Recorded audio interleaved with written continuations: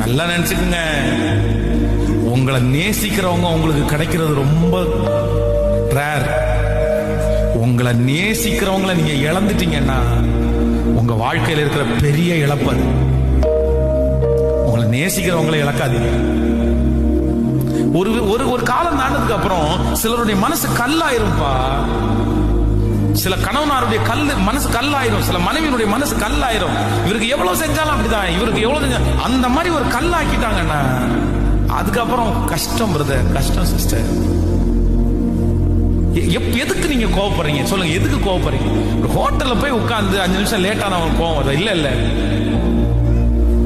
ரோட்ல போகும்போது பசிக்குது, ஒரு சாக்லேட் வாங்கி வாயில போட்டு போறீங்கல்ல, அதே இருந்து வீட்டுல வரும்போது உடைக்கிறீங்க, அந்த அளவு உங்களுக்கு கோவம் வருதா? மிஞ்சும் கோவத்தை அக்கிரமமா கோவப்படக்கூடாது பிரதர், அனாவசியமா கோவப்படாது.